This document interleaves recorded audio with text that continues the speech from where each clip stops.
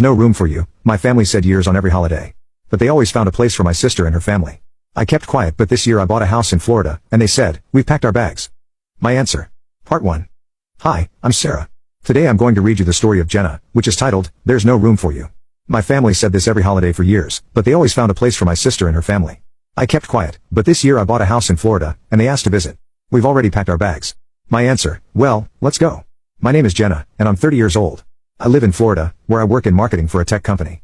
I've been doing pretty well for myself, though my family never really asks about my job or how I'm doing. They're always too busy with other things. Every December, I make the long drive from Florida to my parents' house for Christmas. It's a trip across several states, and I always bring gifts for everyone. My parents, my older sister Sarah, her husband Mike, and their 2 kids, Emma, who's 7 now, and Jake, who's 5. I usually spend weeks picking out the perfect presents, hoping this year will be different. The thing is, for the past few years, I've had to book a hotel room in advance because there's never any space for me at my parents' house. It started 7 years ago, and I'll never forget that first Christmas when everything changed. I was 23 then, fresh out of college, and excited to spend the holidays at home. Sarah was pregnant with Emma and had come to stay with her husband, Mike. His parents and his sister had also come to visit. When I arrived, the house was packed, but I figured I'd just sleep in my old room like always. After dinner, I was exhausted from the drive and went upstairs to rest. But when I opened my bedroom door, I found suitcases everywhere and clothes laid out on my bed. I went back downstairs, confused. Mom, there's stuff in my room, I said. Oh, we gave that room to Mike's parents, she replied without looking up from the dishes. They need somewhere comfortable to sleep. I stared at her. Where am I supposed to sleep then?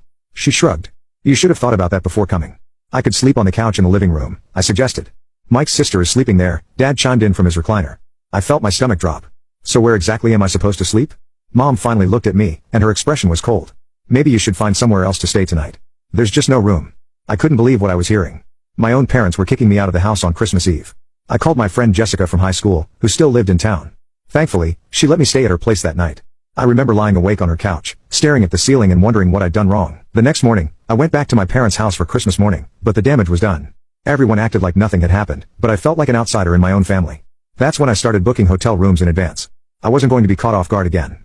So this year, just like the past years, I had a reservation at the local Holiday Inn. I threw my suitcase in my Honda Civic and made the drive north, the trunk full of carefully wrapped presents. When I pulled into my parents' driveway, I could see several cars already there. I took a deep breath and grabbed the bags of gifts from my trunk. The front door wasn't even locked. It never was when the house was full of people. I walked in and was hit by the smell of turkey and the sound of multiple conversations happening at once. Jenna's here. Someone called out, but nobody really stopped what they were doing to greet me properly. I saw Sarah in the kitchen, looking stressed as she juggled baby Emma while trying to help Mom with dinner preparations. Mike was in the living room with his dad, watching football and drinking beer. His mom was sitting at the kitchen table, giving unsolicited advice about the meal preparation. Hi everyone, I said, setting the gift bags down by the Christmas tree. Oh good, you can help set the table, Mom said immediately, not even asking how my drive was or if I was tired. We need the good china out, and make sure you get the crystal glasses from the cabinet. I nodded and got to work. This was how it always went. I'd arrive and immediately be put to work while everyone else relaxed. Finally, we all sat down for dinner. The table was crowded, and I ended up squeezed between my dad and Mike's sister, trying to make conversation while everyone else talked over me. So how's work going, Mike?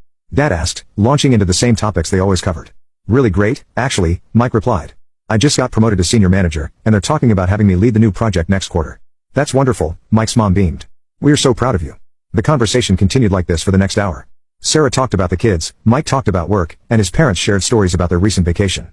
I sat there, eating my turkey and waiting for someone to ask me something, anything. Finally, Mike's mom turned to me. And what about you, Jenna? What are you up to these days? I felt a spark of hope. Actually, I just got promoted to senior marketing manager at my company. It's been really exciting because I'm leading this new campaign that— Oh, that's nice, she interrupted, already looking bored.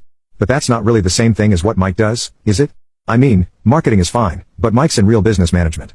I felt my face burn. Well, marketing is actually a pretty important part of— I'm sure it is, dear, she said dismissively. Sarah, tell us more about Emma's progress in school. And just like that, the conversation moved on. My parents didn't say a word to defend me or show interest in my accomplishments. They just nodded along as the focus shifted back to Sarah's family. I finished my dinner in silence, watching my family laugh and talk around me like I wasn't even there. This was supposed to be Christmas, supposed to be about family and togetherness. Instead, I felt more alone than ever. After dinner, everyone moved to the living room. Mike's parents claimed the best spots on the couch, while his sister stretched out in Dad's favorite recliner. I ended up sitting on the floor near the Christmas tree, which felt fitting since that's apparently where I ranked in this family hierarchy. Remember when Sarah was little and she tried to stay up all night to catch Santa? Mom laughed, ruffling my sister's hair. She made it until about 10:30 and then crashed right here on the rug. What about when Jenna did the same thing? I asked, remembering my own childhood attempt. Did she? Mom looked genuinely confused, like she couldn't recall that memory at all. Yeah, when I was 6, I hid behind the couch and fell asleep there. You found me in the morning and said I looked like a little angel. Mom said vaguely, already turning back to Sarah. Well, anyway, Sarah was always so determined about everything. The conversation continued without me. As usual, they talked about Sarah's childhood, Mike's childhood, even his sister's childhood.